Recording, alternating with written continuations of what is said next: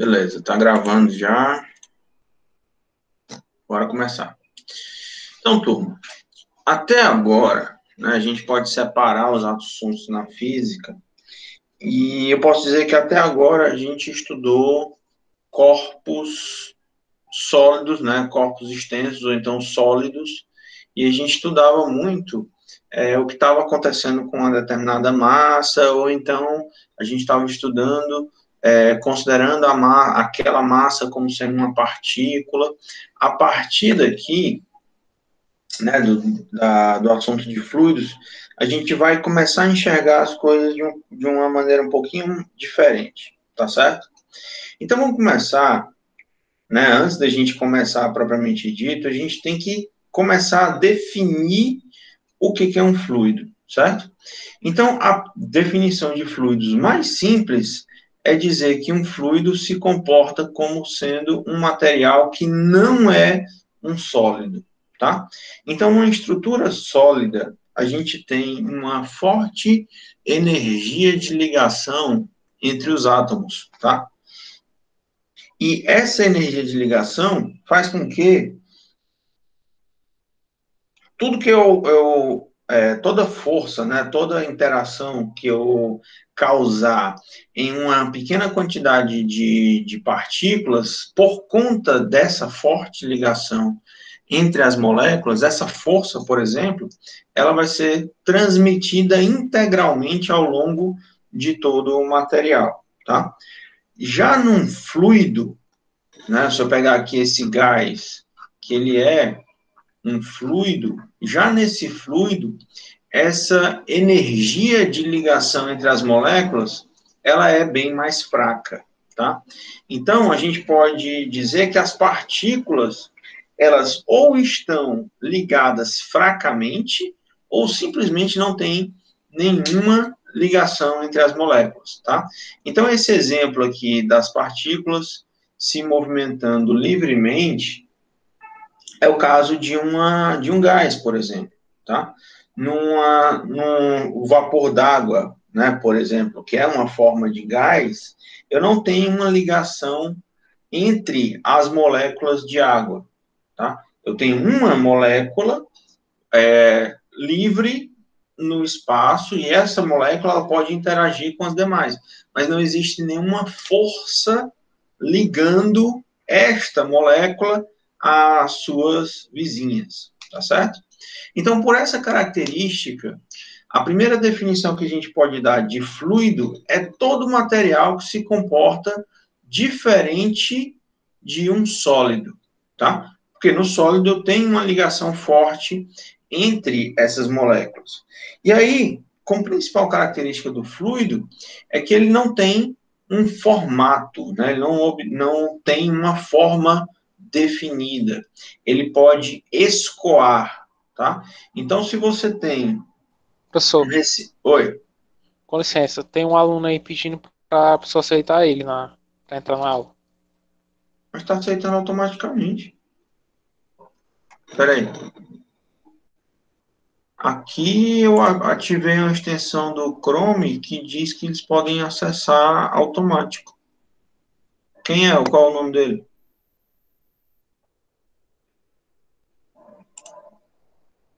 Peraí, deixa eu Cauê, ver. Acabou de Maurício entrar. Jefferson, acabou de entrar, né? É, Ok. mas não fui eu, não. Aí, deixa eu ver aqui. É para estar funcionando esse negócio. Ah,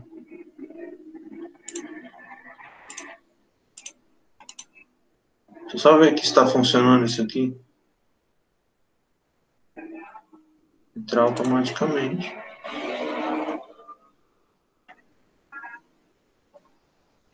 Eu acho que alguma coisa na extensão parou de funcionar, mas enfim. Onde estávamos, sim. Todo fluido, basicamente, ele se comporta diferente de um sólido, tá? E aí, as características do fluido, ele vai poder escoar, tá?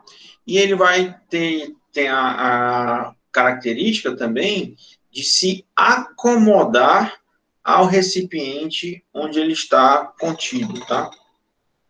Então, todos os gases e todos os líquidos se comportam como um fluido, tá?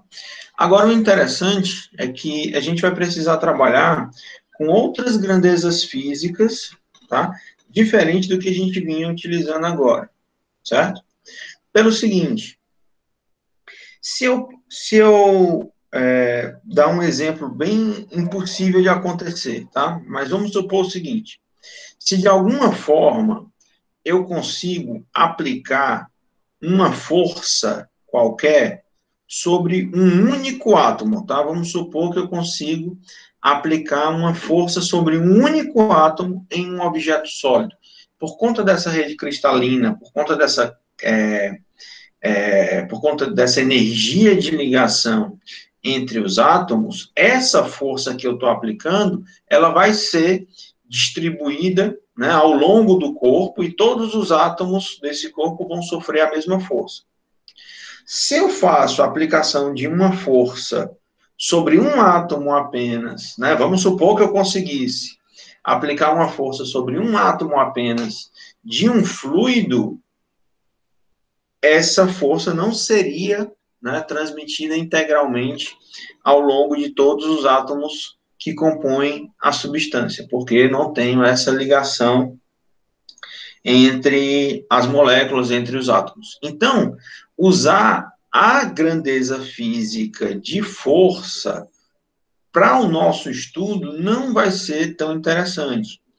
E outra grandeza que a gente trabalhou bastante seria a massa, tá? Mas quando a gente está tratando de fluidos, eu tenho que fazer por conta, né, da dinâmica do processo, né, por conta do tipo de interação entre as moléculas, eu vou precisar fazer duas trocas de unidades.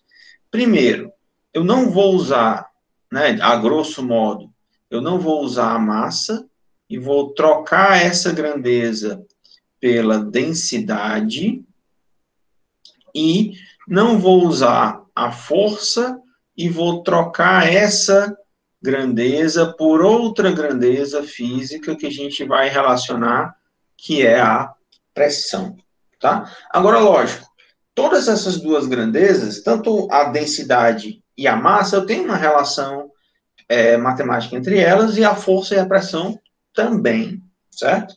Agora, eu preciso fazer essa troca de unidades, tá?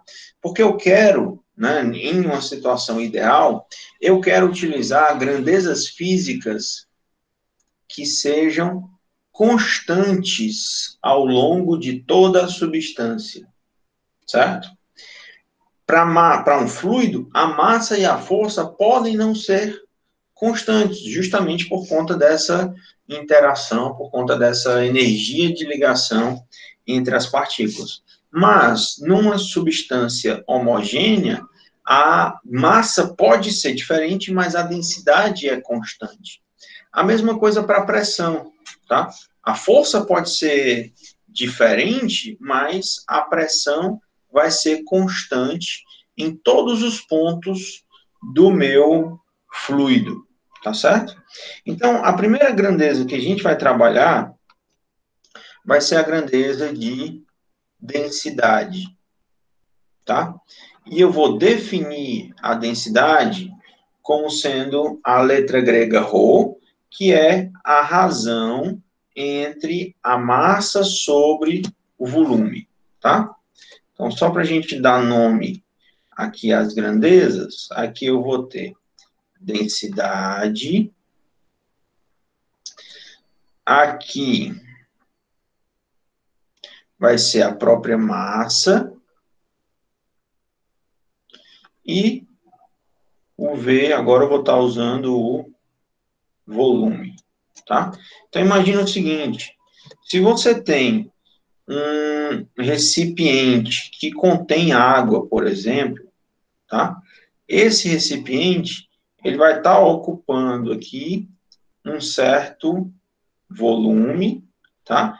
E o fato de ele ter, sempre vai ter uma certa massa, então, dividindo massa por volume, a gente consegue determinar qual é a densidade desse objeto, tá bom? Dessa substância.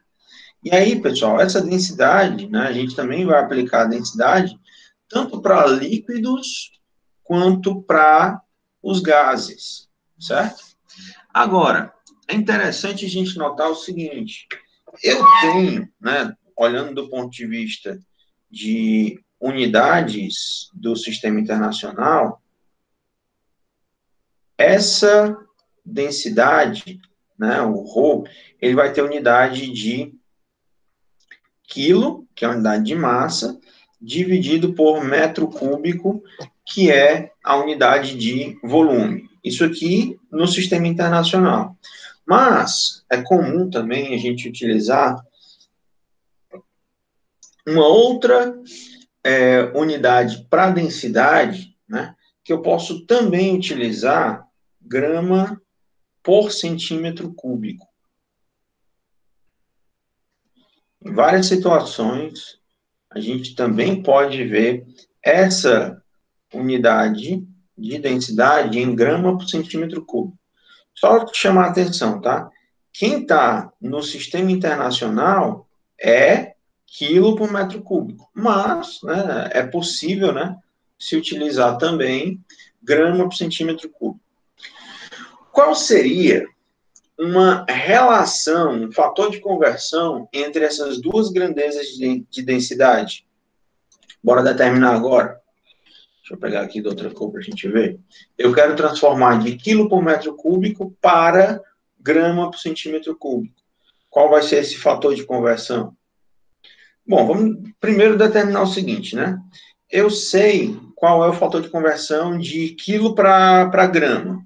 1 quilo tem 1.000 gramas. Agora, quantos centímetros cúbicos tem 1 metro cúbico? Vamos só fazer essa brincadeirinha, né? Para relembrar como é que a gente usa essas grandezas cúbicas.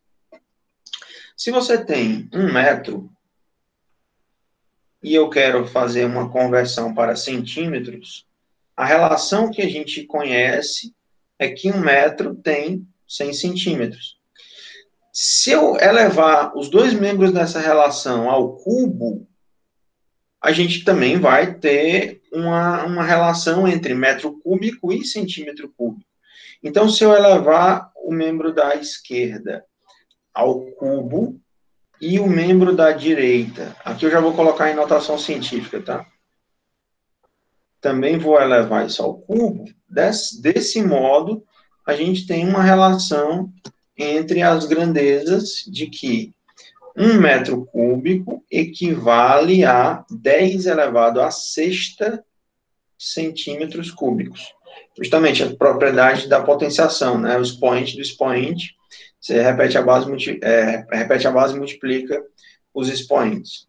Então, agora, né, eu posso transformar, né, conhecendo a relação de metro cúbico para centímetro cúbico, o que eu quero fazer agora é transformar 1 quilo por metro cúbico, eu quero passar isso, né, encontrar uma equivalência para grama por centímetro cúbico. Então, deste modo, aqui eu vou ter 1 que multiplica. 1 quilo corresponde a 10 elevado à terceira em gramas, né? 1 quilo tem 1.000 gramas. E eu vou dividir tudo isso por 10 elevado à sexta centímetros cúbicos. Então, aqui eu tenho que 1 quilo por metro cúbico corresponde, de novo, propriedade da potenciação. Repete primeiro, multiplica pelo inverso do segundo. Então, vai ficar 10 elevado à terceira vezes 10 a menos 6. Então, aqui vai ficar 1 vezes 10 elevado a menos 3 gramas por centímetro cúbico. Então, a relação que a gente tem, deixa eu só botar assim, vai ficar bonitinho. A relação que a gente tem é um fator de conversão de 1.000, ou seja, se você está em 1.000, se você está em quilos por metro cúbico, você vai dividir por 1.000 para encontrar o valor em grama por centímetro cúbico, né? Seria fazer o seguinte, nesse primeiro sentido, né? Se eu quero fazer essa conversão, nesse sentido, eu estou dividindo por 1.000, que é 10 a terceira. Se eu quiser fazer o caminho inverso, vou multiplicar, que é justamente a operação inversa, tá?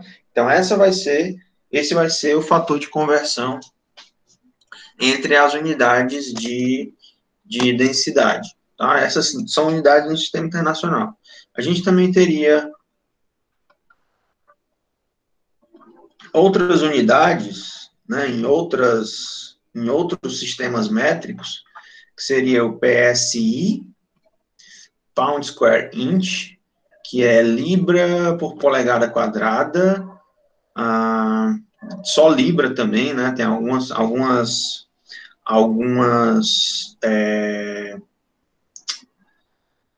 equipamentos que trabalham com pressão só em libras, tá? Por exemplo, você vai calibrar o pneu do carro num posto. O valor de 30 que você está colocando lá na máquina seriam 30 PSI, né? Que seria o sistema inglês de unidade. Mas, só lembrando, né, que no sistema internacional, a gente vai trabalhar com quilo por metro cúbico. Mas é importante a gente conhecer esse fator de conversão entre as unidades, né, porque várias situações é mais fácil, né, mais comum você trabalhar com grama por centímetro cúbico. Porque,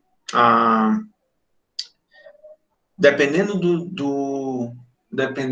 do uso que você vai fazer, né, dessa substância, é mais fácil fazer essa medição em grama por centímetro cúbico.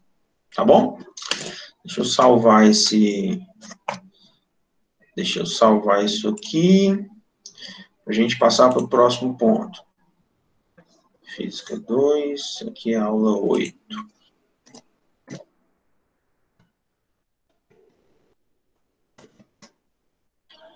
Pronto. Vamos mencionar agora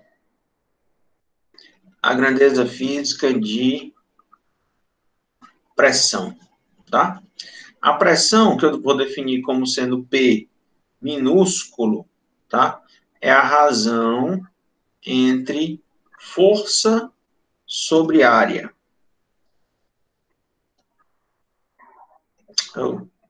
Tá? Então, vamos mencionar aqui quem são esses caras. Aqui eu vou ter a pressão, o F, a gente já conhece, que é a força, e aqui eu tenho a área. Tá? E aí você pode interpretar essa área como sendo a área no qual a força está sendo aplicada. Por exemplo, se eu tenho uma situação, né, vamos imaginar aqui a seguinte situação. Uma força está sendo aplicada sobre uma determinada área. Então, você está exercendo sobre essa área, você está exercendo uma certa pressão. Imagina o seguinte, você está agora sentado numa cadeira assistindo aula, tá? A cadeira tem 4 pés, né? Pelo menos a minha tem. A cadeira tem 4 pés, então tem 4 pontos de contato com a área do chão aqui do meu quarto, certo? Então, nessa situação, o que a gente está fazendo, o que eu estou fazendo sobre o piso é exercendo uma pressão. A força vai ser a minha própria força-peso, e a área vai ser a área de contato entre o pé da cadeira e o chão que está me apoiando. Tá? Então, dessa forma, eu estou exercendo uma certa pressão em uma determinada área, ou seja, eu estou aplicando uma força sobre essa área. Tá bom? Bom, unidade de pressão, né? No sistema internacional, unidade no Sistema Internacional de Unidades, essa unidade de pressão, ela é chamada de Pascal, tá? Que vai ser representado por PA, e isso corresponde a Newton por metro quadrado, força sobre área, tá? Agora, eu posso utilizar também, né, da mesma forma que eu fiz uma transformação de unidades, eu posso também utilizar essa área ou em metro quadrado ou em centímetro quadrado. Como é que eu faço um fator de conversão entre essas duas grandezas, de metro quadrado por centímetro quadrado? Vamos pegar novamente a mesma situação. Eu conheço uma relação de que 1 metro corresponde a 100 centímetros. Novamente, agora eu vou elevar esses dois membros dessa relação, eu vou elevar ao quadrado e não mais o cubo. Tá? Então, dessa forma, 1 metro quadrado corresponde a 10 elevado à quarta centímetros quadrados. Ok? Deixa eu dar uma outra definição aqui que é importante. Deixa eu só ver quem entrou, quem chegou agora. Uma outra definição importante que a gente vai precisar utilizar, né, já que a gente está falando de pressão, é a ideia de pressão atmosférica, tá? Então, vamos definir essa pressão atmosférica. Turma, imagina o seguinte, se você está em pé, né? Vamos botar aqui, só desenhar melhorzinho. Se você está em pé na superfície da Terra, tá? Numa região próxima ao Equador, tá? Nessa situação, você está dentro da atmosfera da Terra.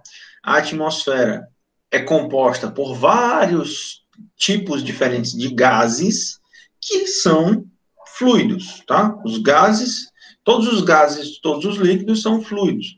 Mas a atmosfera da Terra é separada em camadas, enfim, de tal modo que a gente pode considerar, né, grosseiramente, que somando todas as camadas atmosféricas até eu chegar no topo da atmosfera, essa espessura geralmente é da ordem de 100 quilômetros.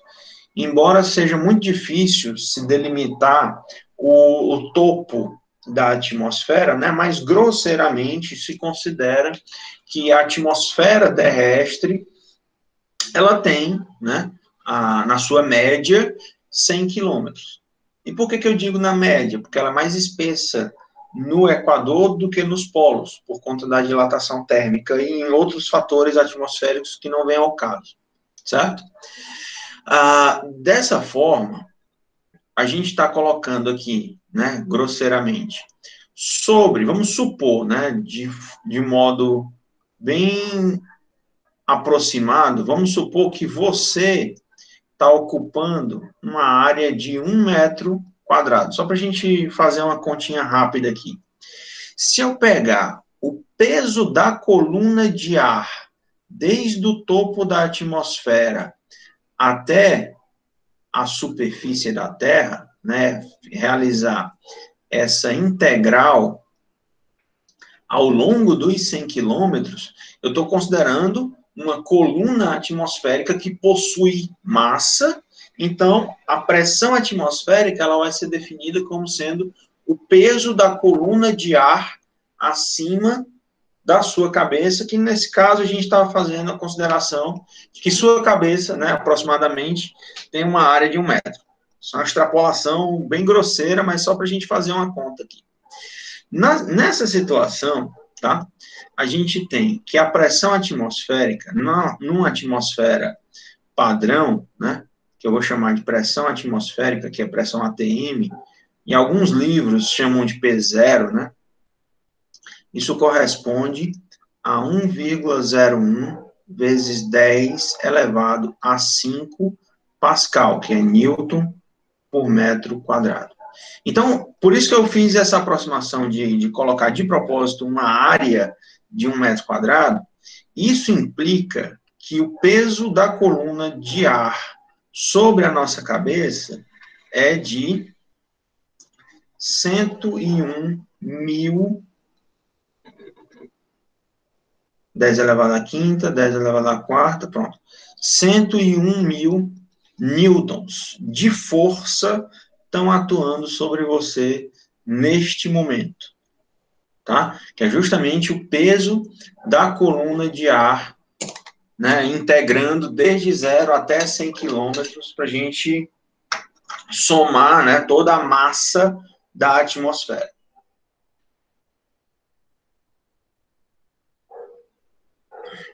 Então, esse é o valor da pressão atmosférica, essa é a força que está atuando sobre a gente a cada instante. Ah, professor, essa força ela é bastante considerável. É sim, tá? Mas por que a gente, a princípio, não sente o desconforto dessa força sendo aplicada sobre a gente? Pelo princípio de Pascal, tá?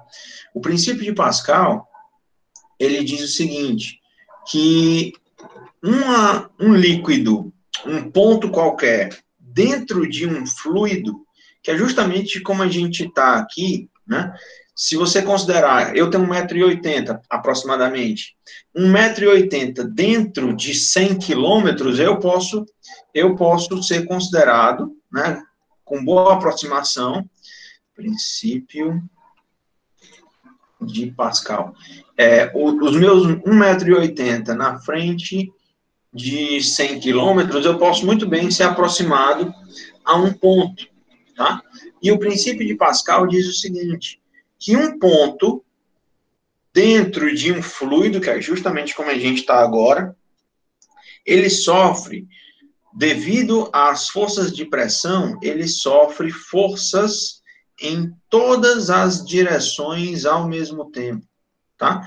Então, o fato da gente não estar sendo comprimido por essa força de 101.000 newtons é que eu vou ter uma força de cima para baixo, mas, ao mesmo tempo, a pressão atmosférica me gera, em mim, uma força de baixo para cima, da esquerda para a direita e da direita para a esquerda, né? De modo que todas essas forças, elas estão se anulando mutuamente devido ao princípio de Pascal. O problema, tá? E o nosso corpo, ele está bem adaptado, né, a trabalhar nessas condições. O problema, né, quando a gente sente mais os efeitos de pressão, é justamente quando você vai aumentar ou diminuir essa pressão atmosférica, tá? E eu vou já mostrar para vocês como é que a gente pode variar essa pressão. De acordo com o teorema de Stevin. Então, a gente está muito bem acostumado a essa pressão. A gente vai sentir os efeitos da pressão quando eu tenho um aumento ou uma diminuição de pressão. Ok? Vou salvar novamente aqui. Vamos voltar lá para os slides. Tá? Então, aqui eu já mencionei densidade de pressão e a ideia de pressão atmosférica, certo? E aí a gente tem o seguinte, só para dar uma ideia de magnitude, tá? Das pressões, das densidades de várias substâncias. Então, o ar atmosférico, tá? Ele tem uma densidade de 1,2 quilos por metro cúbico. Ou seja, para cada metro cúbico de ar, a gente tem o peso, né, a massa de 1,2 quilos. A água pura, né, que seria uma situação de água limpa, né, sem os sais minerais dissolvidos na água do mar, que aí a gente tem justamente esse aumento de densidade aqui, né, justamente porque eu tenho mais matéria dissolvida na água, tá? Então, por isso que a gente tem essa diferença de valores. Então, a água do mar, a água pura, tem uma densidade de 1.000 quilos por metro cúbico, ou seja, 1 metro cúbico de água tem uma massa correspondente a 1.000 quilos. Tá? E aqui, só para a gente ter ideia, né, das várias magnitudes de outras grandezas físicas, de outras substâncias. Tá? Vamos em frente. Bom, uma das formas que eu tenho de variar a pressão atmosférica seria mergulhando dentro de um líquido, né? No caso, um fluido, e eu vou considerar, para essa situação, um fluido em repouso, certo? Se o fluido está em repouso, essa parte da física que a gente chama de hidrostática. Hidro vem de água, né, para representar fluido, e estática está representando que o fluido está em repouso. Então, o teorema de Stevens diz o seguinte, que a pressão em um ponto dentro de um fluido que está em equilíbrio estático, ou seja, o fluido está em repouso, né, isso depende apenas da profundidade do ponto que você está observando, e não depende nem das dimensões horizontais, nem do fluido, nem do recipiente. Vamos demonstrar isso, tá? Bom, a demonstraçãozinha é simples, tá? Vou guiar vocês aqui para a gente interpretar o que é que está acontecendo, como é que a gente demonstra o teorema de Stevens. Imagina, né, como eu quero relacionar a pressão em um ponto dentro do fluido. Vamos começar fazendo uma coisa que a gente já acostumou fazer bastante, que é observar quais são as forças que estão atuando sobre um elemento desse fluido dentro de um fluido, tá? Então, a brincadeira aqui é o seguinte, imagina que você tem um cilindro imaginário e sobre esse cilindro vão atuar 3 forças. Primeira força, a força que aqui eu estou chamando de F1, tá?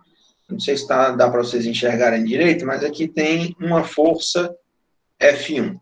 É a força que o fluido está exercendo sobre essa parte de cima do meu cilindro. Eu vou ter uma outra força F2, que é a força que o fluido está exercendo sobre a face de baixo do meu cilindro. E eu ainda tenho a própria força-peso, que aqui eu vou chamar só de massa vezes gravidade, tá? Que vai ser, para não confundir, aqui eu quero fazer uma distinção, tá? Só para explicar a nomenclatura. Em várias situações na física, pessoal, a gente tem mais variáveis do que letras, tá? Então, só para fazer uma distinção, quando eu chamar P minúsculo, eu estou relacionando isso com pressão, e quando eu usar o P maiúsculo, eu estou relacionando isso com o peso. Mas, como a gente já sabe, esse peso é massa vezes gravidade, então eu vou preferir chamar força-peso de massa vezes gravidade para não confundir o P do peso com o P da pressão, tá? Só para ficar claro aqui essa distinção. Então, eu vou ter a força que o cilindro sofre na face de cima, vou ter a força que o cilindro sofre na face de baixo, e vou ter a força que o próprio elemento, né, que o próprio cilindro, a força-peso sobre o próprio cilindro de fluido que eu estou considerando.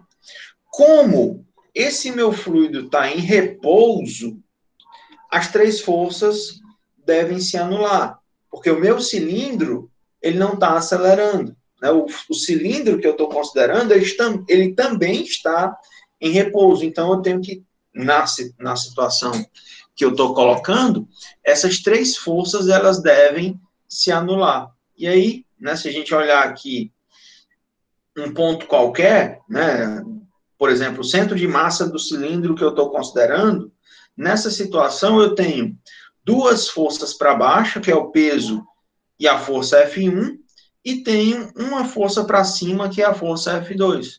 Na situação de equilíbrio, F2 é igual a F1 mais o peso, tá? Sobre o meu cilindro. E aí, como eu mencionei com vocês, eu não vou utilizar a força, eu vou transformar, eu vou trocar todas as forças por pressão e vou trocar as massas, eu vou trocar por densidade, certo? Então, as trocas que a gente vai fazer são as seguintes. A força, né, se eu tenho que pressão é igual a força sobre área, então a força é igual a pressão vezes área. Vou fazer isso para a força 1 e para a força 2. A massa, quer dizer, a densidade, que é massa sobre volume, então eu vou trocar a massa por densidade vezes volume, e o volume do meu cilindro, né? O volume do meu cilindro, ele vai ser calculado como sendo área da base vezes altura, tá? E nesse caso aqui, essa altura do cilindro vai ser justamente a subtração dessas grandezas y1, y1 e y2 que eu estou calculando em relação a esse meu referencial y, que eu estou colocando a origem do referencial y como sendo na superfície, na separação entre os dois meios, né? Entre a separação entre o ar e a água. Então, fazendo essas substituições, trocando força por pressão e trocando massa por densidade, tá? Nessa minha equação, a gente chega à seguinte situação. A pressão 2 vezes a área é igual a pressão 1 vezes a área mais a densidade vezes área vezes gravidade vezes a altura, tá? Só para a gente entender aqui, deixa eu relacionar isso de forma mais explícita. Vamos jogar para cá mesmo. Eu tenho, né, a equação que eu estou trabalhando é essa primeira equação aqui, tá certo? Eu tenho F2 é igual a F1 mais massa vezes gravidade, tá? Aí, quais são as alterações que eu estou fazendo? A força, eu vou chamar de pressão vezes área. A massa, eu vou trocar por densidade vezes volume. E o volume, ele vai ser a área da base vezes altura, tá? A força F2 vai ser a pressão 2 vezes a área. A força F1 vai ser a pressão 1 vezes a área. A massa vai ser densidade vezes volume vezes gravidade. Aí agora eu vou trocar esse volume. Então eu vou ter pressão 2 vezes a área é igual a pressão 1 vezes a área mais densidade vezes área vezes altura vezes gravidade. E aí, eu escolhi um cilindro, né? A gente vai trabalhar com um cilindro justamente para poder considerar a seguinte situação, que a área de cima, né, se for um cilindro regular, a área de cima é igual à área de baixo, certo? E o volume sendo calculado como sendo a área da base vezes a altura, escolhendo esse cilindro de tal forma, né, sendo ele regular, eu tenho que as áreas são todas iguais, então eu posso cancelar as áreas na minha equação toda. Então, eu vou ficar com a pressão do ponto 2 é igual à pressão do ponto 1 mais a densidade vezes a gravidade vezes a profundidade, tá? Nesse caso aqui, pessoal, só voltar aqui para o slide.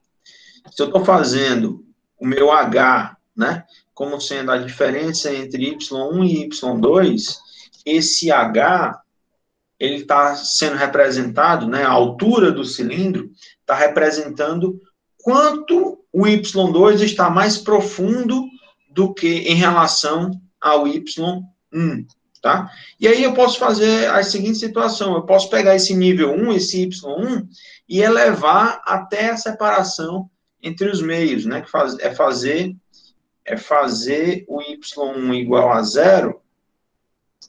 Dessa forma, a gente tem a seguinte situação, né?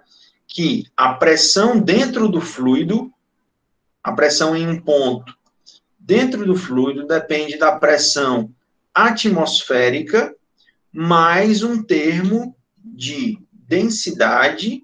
Deixa eu desenhar, desculpa, deixa eu escrever aqui, só para a gente relacionar esse termo de ρGH. Aqui eu tenho densidade,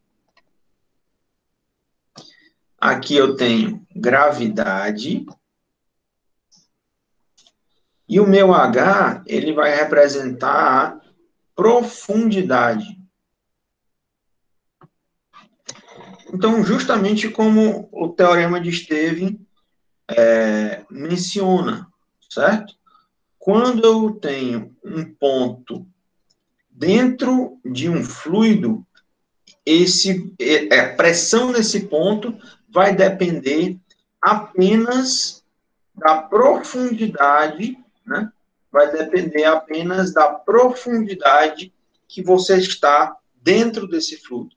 Por quê? Eu estou fazendo com que a densidade seja constante. Outra constante também vai ser a própria gravidade. Então, a pressão no ponto 2 vai depender, vai ser diretamente proporcional à profundidade que eu estou dentro do fluido que a gente está considerando. Ok? Então, essa é uma demonstraçãozinha simples do teorema de Stevin, tá? Então, só para relacionar, esse cara aqui, eu estou colocando H, né, para dar ideia de dimensão vertical, mas isso aqui significa profundidade. Ok. Agora, se a pressão aumenta quando você mergulha dentro de um fluido, naturalmente essa pressão diminui, né, conforme você está subindo na atmosfera. Então, imagina o seguinte, se ao invés de eu estar olhando um ponto, querendo saber a pressão dentro de um fluido, se eu saio do nível do mar e, por exemplo, eu estou a um ponto acima na atmosfera, né, se eu subir uma distância d na atmosfera, consequentemente, essa pressão ela vai diminuir, tá? Porque aplicando essa relação entre os níveis H1, os níveis 1 e 2, né, esses Y1 e Y2, tá? Fazendo essa troca, tá? A gente vai ter que, se você sobe na atmosfera, a pressão está diminuindo, se você mergulha dentro de um fluido, a pressão está aumentando. Por isso, né, muita gente sofre quando está viajando de avião, que é justamente essa diferença de pressão, quando, né, naturalmente, quando o avião não é bem pressurizado, né, que você tem essa pequena variação, mas imagine o seguinte, por que isso acontece, tá? Vamos tentar explicar aqui rapidinho. Se eu estou aqui ao nível do mar, eu tenho essa quantidade de atmosfera sobre a minha cabeça, sobre a área de 1 metro que a gente considerou. Se eu subir uma montanha, por exemplo, se eu chegar a esse ponto bem aqui, a quantidade de atmosfera que eu tenho sobre a minha cabeça vai diminuir. E como eu defini para vocês, a pressão atmosférica é o peso da coluna de ar sobre a sua cabeça, aqui em cima da montanha, a coluna de ar vai ser menor na situação em comparação com outra pessoa que está ao nível do mar, tá?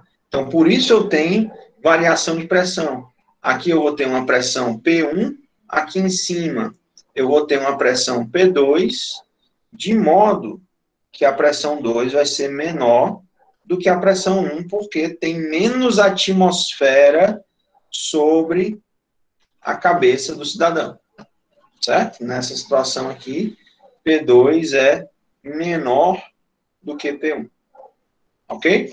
Então, se você está mergulhando no mar, a pressão está aumentando porque tem mais líquido sobre a sua cabeça, somado ainda à pressão atmosférica. Por isso que no teorema de Stevens, a pressão dentro de um líquido, ela aumenta em relação à pressão atmosférica, tá? Turma, até aqui tudo bem? Alguma dúvida? Como é que tá aí? Tá indo rápido demais? Como é que tá? Bora continuar. Pronto. Vou fazer só o seguinte, eu vou deixar esse exercício aí com vocês. Eu vou só pegar um pouquinho mais de água, já venho, tá? Resolvam aí esse exercício.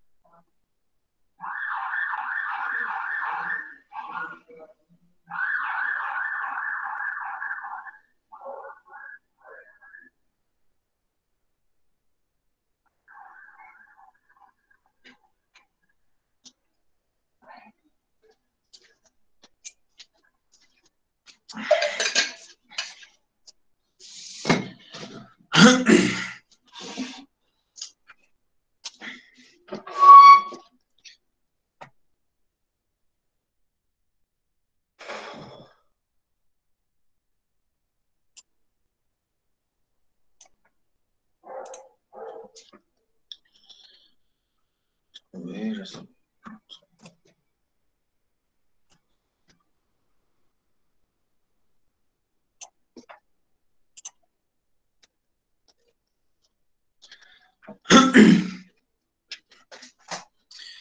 Bora lá. Então é o seguinte. Em um recipiente, eu vou colocar 2 líquidos immiscíveis, ou seja, eles não se misturam, como água e óleo, por exemplo, tá? Que tem densidades de 800 quilos por metro cúbico e tem o mais denso, tem a densidade de 1.200 quilos por metro cúbico. Considerando que a pressão atmosférica é 10 a quinta pascal, determine as pressões nos 3 pontos, A, B e C. Bom, turma, aqui é o seguinte, ó. Se eu considerar que o ponto A é um ponto que está na superfície de separação entre o ar e esse líquido de densidade 1, né, vou chamar L1, sei lá, a pressão no ponto A será igual à pressão atmosférica, que será igual a 1,01 vezes 10 elevado à quinta pascal.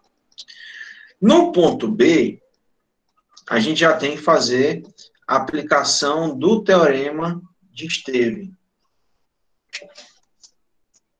No ponto B, a pressão sobre o ponto B será igual à pressão no ponto A, que é, no caso, é a mesma pressão atmosférica, mais a densidade do fluido, vezes a gravidade, vezes a profundidade. Então, aqui é só fazer, né, do modo simples, aqui é só a gente fazer uma substituição desses valores, tá? Eu vou ter que a pressão em B vai ser 1,01 vezes 10 à quinta, que multiplica, ou mais, a densidade 1, que é 800, vezes a gravidade, vamos jogar 10 mesmo, só para facilitar, vezes a profundidade, que é a profundidade que a gente está fazendo desde o ponto A até o ponto B. Tá? Então, essa profundidade vai ser os 3 metros. Então, a gente tem que a pressão no ponto B ela é igual a 1,01 vezes 10 elevado à quinta, vezes mais, aqui 8 vezes 3 dá 24, 24 aqui vai dar 2,4 vezes 10 elevado à quarta. Então, eu tenho 2 potências de base 10, mas com expoente diferente, né? Então, faz o seguinte, pega e reduz a potência maior, reduz até a menor, ou seja, isso aqui é equivalente a 10,1 vezes 10 elevado à quarta, mais 2,4 vezes 10 elevado à quarta. Então, dessa forma, eu tenho 2 potências agora de base 10 que têm o mesmo expoente, então eu posso somar, então a pressão no ponto B é igual a 12,5 vezes 10 elevado à quarta, que isso é igual a 1,25 vezes 10 elevado à quinta pascal. Certo? Então, da mesma forma, agora, a pressão no ponto C vai ser igual à pressão no ponto B mais ρ 2GH, certo? Nessa situação agora, a profundidade que a gente está observando vai ser a profundidade entre o ponto B e o ponto C, e essa profundidade corresponde a 1 metro. Então, a pressão no ponto C vai ser igual a do B, que a gente acabou de calcular, tá?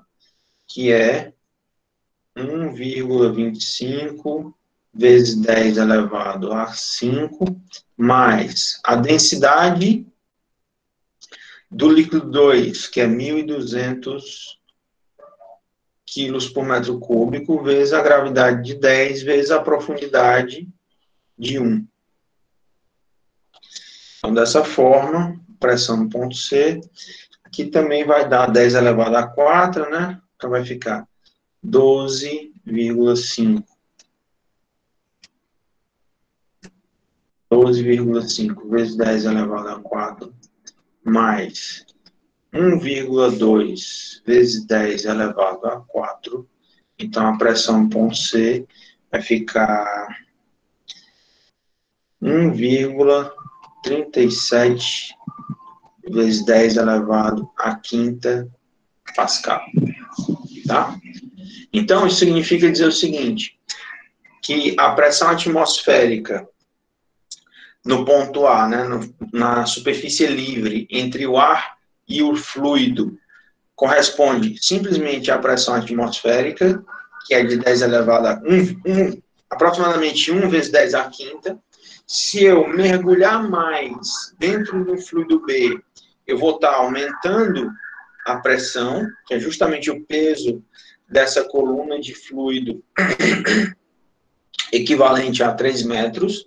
E se eu mergulhar mais ainda para dentro do fluido C, eu ainda estou aumentando mais ainda a minha pressão. Oi. Deu 10 a 4 mais 10 a 4 dá 10 a quinta. Aqui o que eu estou fazendo é o seguinte, ó. Eu estou fazendo a soma, tá? De mesmo expoente. Aqui seria a mesma coisa de fazer o seguinte: 12,5x mais 1,2x. Tá? O resultado vai ser 13,7x. Eu estou fazendo a soma de expoentes, dos mesmos expoentes. Tá bom? Para fazer essa operação, eu tenho que estar com os mesmos expoentes na base 10, tá? A propriedade da potenciação. Beleza?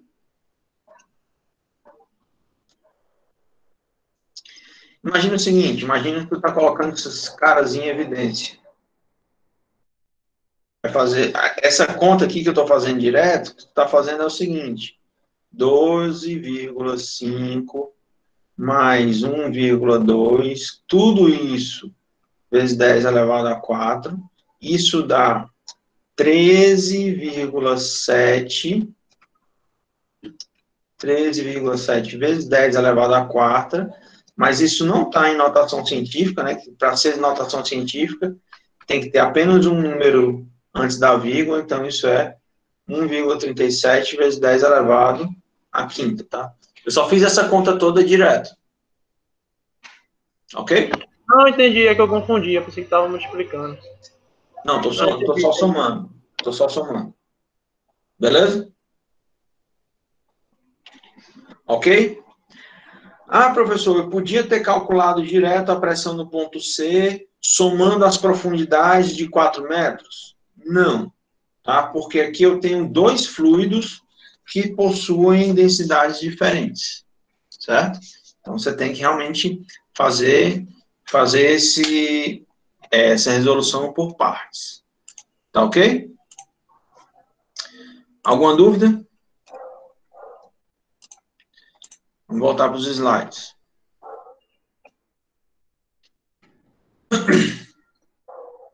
Bom, uma outra questão que a gente pode trabalhar, que é uma aplicação bem interessante do Teorema de Stevin, é justamente a gente determinar qual vai ser a densidade de uma substância que eu não conheço, tá? Sabendo, por exemplo, a densidade de uma substância que eu conheço e medindo essas distâncias, né, medindo essas profundidades num tubo em U, tá? Vamos fazer esse exemplo aqui, ele é super interessante e tem várias aplicações. Vou trazer isso aqui para cá. Aqui já está salvo. Pronto. Só diminuir isso aqui, só para ter espaço para desenhar.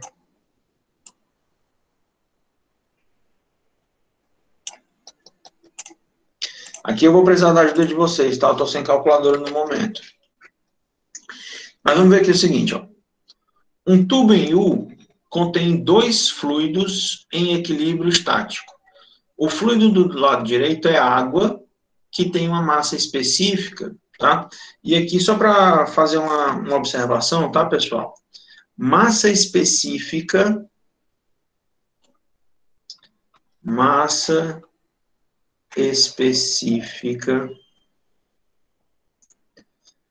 para fluidos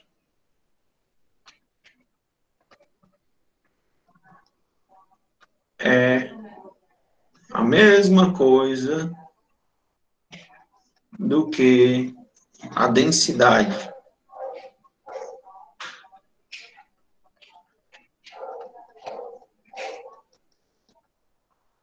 A diferença de densidade para massa específica, tá, conceitualmente, é a seguinte. Enquanto a densidade ela é a massa sobre o volume, a massa específica ela é a massa sobre o volume ocupado pela massa, tá? Agora, como um fluido ele é uma substância que tem a propriedade de escoar, você nunca vai ter um volume vazio dentro de um fluido, tá? Dentro de um fluido não há vácuo, tá? Nunca vai ter espaço vazio em um fluido em equilíbrio estático. Então, no final das contas, essas duas grandezas possuem, né, o mesmo significado físico, porque todo o volume ocupado vai ser igual ao volume total, porque a gente não vai ter espaços vazios dentro de um fluido, tá? Só para dar essa definição, essa diferença entre massa específica e densidade. Essas grandezas vão ser diferentes em sólidos, onde eu posso ter uma superfície oca, eu posso ter uma substância oca, tá? Posso ter um espaço vazio dentro da minha estrutura, o que não ocorre num fluido, tá? Então, aqui, a grosso modo, eu posso interpretar assim, a densidade da água, né, o que a questão está me dizendo é que a densidade da água é igual a 998 quilos por metro cúbico. Ah, professor, você disse que a densidade da água era 1.000. Sim, mas você pode ter pequenas variações, tá? E isso vai ser, inclusive, é uma das experiências que eu acho legal da gente fazer em laboratório, justamente calcular qual é a densidade da água em uma situação real. O valor vai ser muito próximo de 1.000, mas não vai ser exato, porque você sempre vai ter substâncias dissolvidas na água, enfim, você não vai ter água pura, perfeita, em uma situação de laboratório. Tá certo? Professor, Oi. inclusive, você já sabe que vai ser aula de laboratório? Eu ainda vou marcar. Porque eu queria avançar um pouquinho mais nesse conteúdo antes da gente ter uma data, tá? Eu quero falar até, se for o caso, até fechar o assunto de fluidos, tá? Para a gente marcar um encontro no laboratório. Eu quero marcar o quanto antes, certo? Mas para isso eu tenho que avançar aqui no conteúdo. Porque em uma aula só a gente vê um monte de experiência ao mesmo tempo, fica mais interessante do que apenas uma ou duas situações, ok? Vamos em frente. Então, o que eu quero fazer aqui é o seguinte, eu quero determinar qual é a densidade desse óleo, tá? Conhecendo quais são as alturas das colunas de água nesse tubo em U, tá? Então, foram feitas medidas, tá? E os valores das distâncias indicadas são: o L corresponde a 135 milímetros, E a diferença de nível, que é esse Dzinho bem aqui, ó, a diferença de nível entre a água e o óleo corresponde a 12,3 milímetros. Vamos lá. Por que eu tenho essa diferença de nível? Se eu tivesse uma única substância, né, se eu tivesse apenas água dentro desse tubo, a medida de um lado, né, a altura da água de um lado seria igual à altura da água do outro lado, porque isso estaria em equilíbrio estático. As forças que o lado esquerdo estão sofrendo seriam iguais às forças que o lado direito estão sofrendo também, certo? A grosso modo, eu posso dizer o seguinte, que nessa situação, se fosse água dos dois lados, esse ponto que eu estou marcando aqui estaria sofrendo a mesma pressão. Agora, como eu tenho substâncias diferentes, tá? O que vai acontecer? Como está mencionado aí na figura, uma certa quantidade de óleo do lado esquerdo equilibra uma certa quantidade de água do lado direito. Ou seja, para que você consiga uma força igual do lado direito, eu vou precisar de uma coluna de óleo maior do lado esquerdo, porque justamente eu tenho diferença entre as densidades. E aqui, deixa eu só fazer logo um spoiler para vocês. Nessa situação, a densidade do óleo vai ser menor do que a densidade da água. Por quê? Porque os objetos, as substâncias mais densas, elas vão sempre se acomodar na parte mais baixa do recipiente. Então, o fato da água, né, aqui embaixo, eu tenho água. O fato de eu ter água nessa parte de baixo, só isso já indica o fato de que a densidade da água é maior do que a densidade do óleo. Tá? Agora vamos ver o seguinte. Se essa quantidade de óleo equilibra essa quantidade de água, eu vou ter forças-peso sendo iguais, né? Porque aqui você pode imaginar o seguinte. Como os dois tubos estão abertos, do lado esquerdo eu tenho aplicado a força-peso, do lado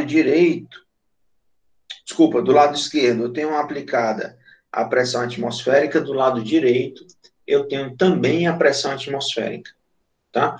Então, para resolver essa situação, você pode imaginar o seguinte, como essas quantidades de fluido se equilibram, a pressão no ramo esquerdo é igual à pressão no ramo direito.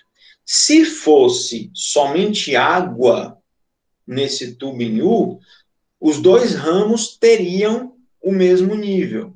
Mas o fato de eu colocar óleo, né, de eu usar uma outra substância, vai gerar justamente esse desnível entre os dois ramos.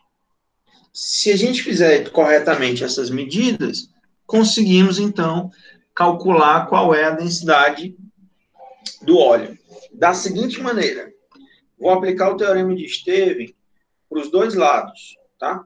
A pressão na esquerda vai ser a pressão atmosférica mais a densidade do óleo vezes a gravidade vezes a profundidade, que essa profundidade é do nível de separação entre o ar e o fluido até o ponto que eu estou observando, que é justamente esse ponto de interface entre os dois. E aqui eu vou simplificar e só colocar a altura do óleo.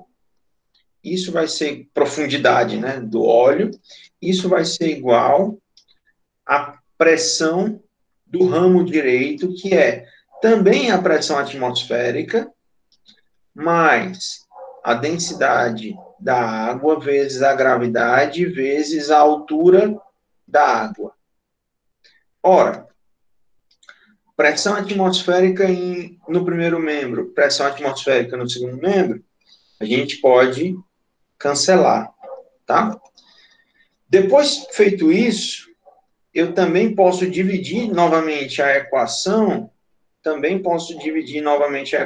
por gravidade, tá? Então, a gente obtém o seguinte: a densidade do óleo, que multiplica a altura do óleo, que é medido por essa distância L mais D, né, que é justamente esse pedaço aqui todinho, que é, em comparação à altura da água, é a altura L mais o desnível D. Tudo isso é igual à densidade da água, que é dada na questão de 998, que multiplica a altura da água, que é simplesmente L, tá? Então, eu vou ter, nesse caso, que a densidade do óleo vai ser igual a 998 quilos por metro cúbico, que multiplica 135 milímetros. E eu explico já por que eu estou colocando essas unidades. Tudo isso dividido por 135 mais 12,3, e tudo isso também está em milímetros. Nesse caso, a gente não precisa se preocupar com as unidades, tá? Porque na minha equação eu posso cancelar, né, milímetro com milímetro, e sobra só a unidade de densidade, tá? Então, em várias situações, pessoal, é útil colocar dentro da equação quais são as unidades que você está trabalhando, para facilitar você saber se precisa ou não realizar alguma transformação de unidades, tá? Isso é bem útil para a gente verificar se todas as unidades que você está utilizando na sua questão estão no mesmo sistema de unidades. Alguém faz essa conta aí para mim, por favor? Dá 914,66. 914,6, e a unidade é quilo por metro cúbico. Então, como eu tinha mencionado antes, essa densidade do óleo vai ser menor do que a densidade da água, justamente porque o óleo ficou acima e a água ficou abaixo, certo? Deixa eu só mostrar aqui um negócio para vocês, rapidinho. Pessoal, deixa eu só parar aqui a apresentação, só para procurar uma coisa, rapidinho. Deixa eu ver se eu acho aqui.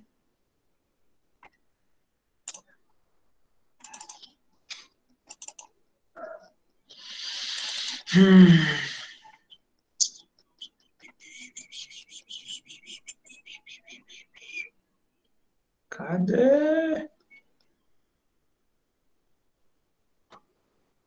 Achei. Não é isso não. Caramba, eu tinha um vídeo bem legalzinho que explicava essa... Ah, tá, isso aqui mesmo. Peraí. Vou botar aqui no começo. Deixa eu voltar aqui a apresentação. Vocês conseguem visualizar esse vídeo aí, certo? Dá para enxergar, galera? Bora lá. Sim, sim. Vamos ver aqui aqui eu gosto muito desse videozinho, que em uma situação bem simples a gente resume um monte de fenômeno físico aplicado a fluidos, tá? No primeiro experimento, eu tenho duas porções iguais, né? Duas quantidades iguais de água, só muda a temperatura entre elas. Uma está fria e a outra está morna, tá? E aqui é colocado corante, só para a gente poder fazer a distinção entre as duas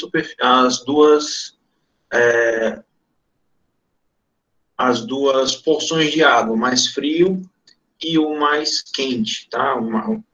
Água fria e água morna. Só voltar aqui um pouquinho. Na primeira situação, é demonstrado uma relação entre densidade e temperatura, tá? Quando você coloca a água morna em cima, tá? E a água fria embaixo, o que ocorre é que os fluidos de maior temperatura vão apresentar menor densidade. Então, nesse caso, o mais frio, ele também é mais denso. E aí, como eu mencionei para vocês, o fluido mais denso, ele sempre se coloca na parte de baixo, tá? Quando é invertido essa situação, quando for trocado, né, colocado água fria em cima, ela tende a descer, né, porque ela é mais densa, e aí o que vai acontecer é que a gente conseguiu obter uma mistura homogênea, né, nessas duas porções de água, tá? Justamente porque o mais frio também é mais denso, e aí eu tenho uma mistura completa nessa situação. Ok? O segundo experimento é mostrando a relação entre pressão atmosférica, tá?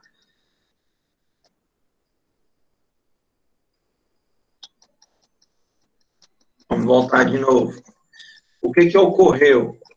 A impressão que a gente tem é que a água foi sugada para dentro do copo, certo? Mas, na verdade, né, a gente pode interpretar isso de uma forma diferente. A água não foi sugada, ela foi empurrada. Seguinte, quando eu tenho combustão, né, ou seja, quando a vela está acesa dentro do copo e esse copo foi vedado, na combustão eu tenho consumo de oxigênio e liberação de gás carbônico, certo? Quando você faz isso, né, quando todo o oxigênio foi consumido liberando gás carbônico, na prática, o que houve? Eu mudei a composição química do ar dentro do copo. Isso fez com que a densidade mudasse, certo?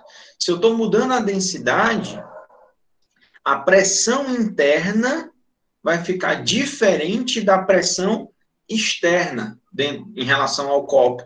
Então, o que ocorreu? Quando eu mudei a substância, né, dentro do copo e mudei a pressão, mudei a densidade e, consequentemente, mudei a pressão interna ficou menor do que a externa. Então, o que ocorreu é que a pressão atmosférica empurra o fluido para dentro, empurra esse líquido para dentro, tá? A impressão que a gente tem é que o líquido foi sugado, mas, na verdade, né, sendo fisicamente correto, ele foi empurrado pela pressão atmosférica. E aí eu posso afirmar que, nessa situação, a pressão dentro do copo ficou menor do que a pressão atmosférica. Próximo caso. Esse aqui é interessante. Vai ser o assunto, talvez, ainda da aula de hoje, mas talvez, mais certeza, eu vou falar sobre empuxo na próxima aula, tá? Até para a gente ter tempo de amadurecer esses conceitos. E aí, o que eu queria mostrar para vocês nesse vídeo é justamente esse experimento. Quando eu coloco várias substâncias de densidades diferentes, o mais denso se coloca sempre na parte de baixo e o menos denso sempre vai ficar na parte de cima. Então, dessa forma, a gente está fazendo uma gradação de densidade, né? No exercício que a gente fez, eu estava comparando a densidade da água com a densidade de um óleo qualquer, tá? Então, o óleo, ele vai ser menos denso e a água vai ficar na parte de baixo. Em comparação, o mel é bem mais denso do que a água e vai ficar no fundo de todo esse recipiente, certo? Então, uma das maneiras da gente verificar essa diferença de densidade é colocar na situação onde você está usando líquidos immiscíveis, ou seja, que não se misturam, certo? Então, nesse caso, a gente tem bem definido, né, uma gradação de densidades através desse experimento. Nesse caso, o que você pode experimentar é fazer o seguinte: você pode agitar esse recipiente, ele vai se misturar. Se você deixar em repouso, com o simples fato de eu ter densidades diferentes, eles vão se organizando nessa mesma configuração novamente. Tá bom? E é só isso. Só para explicar rapidinho, o fato de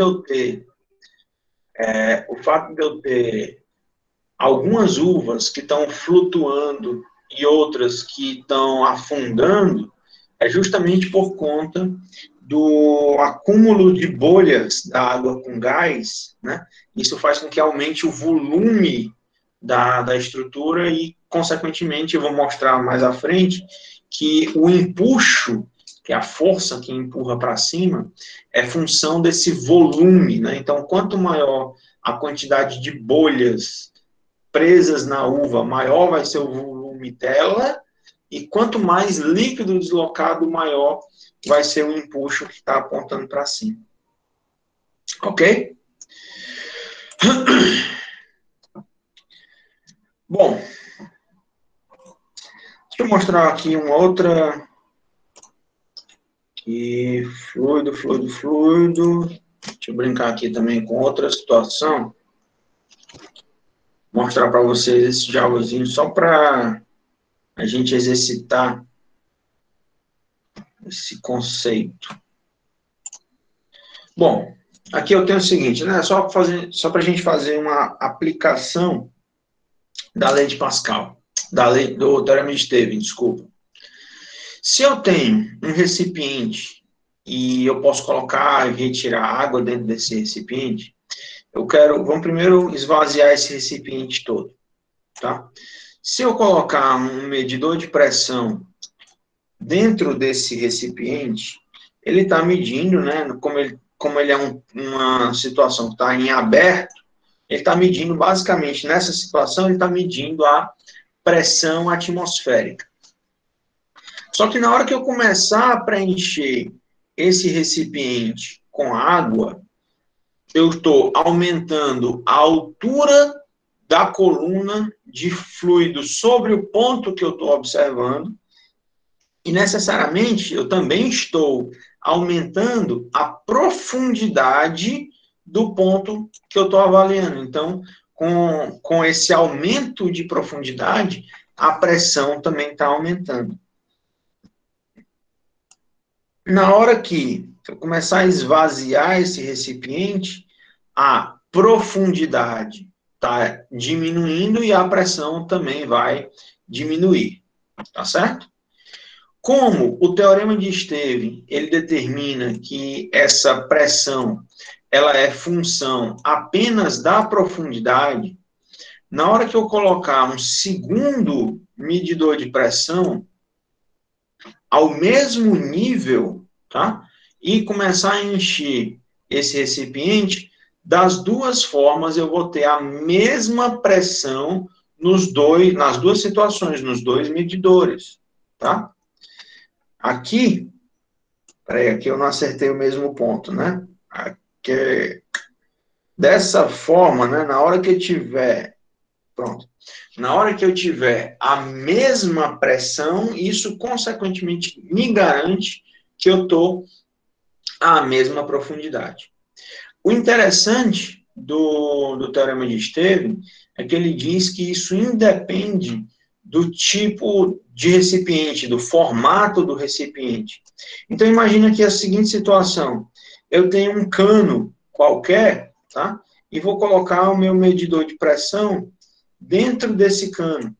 ele vai depender apenas da profundidade do líquido. Vamos botar aqui um valor qualquer, e eu vou colocar um ponto distante dele, eu vou colocar um ponto à mesma pressão. Dessa forma, eu garanto que esses dois pontos eles estão à mesma profundidade. De modo que se eu começar a encher esse recipiente, a pressão vai ser a mesma nos dois medidores. Porque isso não depende, tá? Isso não depende do meu recipiente, do formato do recipiente. É função apenas da profundidade, tá? E aí, pessoal, só para mostrar para vocês, a gente vai voltar nesse Javazinho, nesse programinha depois, porque aqui eu estou explicando uma situação de hidrostática, tá? O fluido está em repouso, mas depois a gente pode brincar com a situação de hidrodinâmica, quando eu colocar esse fluido em movimento, tá? Só para mostrar para vocês que a gente ainda vai usar esse programazinho mais algumas vezes, tá? Então, pessoal, vamos fazer o seguinte. Eu já coloquei no Moodle uma lista de exercícios introdutórios sobre esse assunto, certo? Na próxima aula, a gente continua falando sobre fluidos e eu vou tentar, o mais rápido possível, fazer a correção da prova. Tá? Eu espero que daqui para o final de semana a gente esteja com as provas todas corrigidas, tá certo? E aí eu queria aproveitar que já tem mais gente agora do que no começo da aula. Deixa eu só parar aqui a gravação para a gente conversar.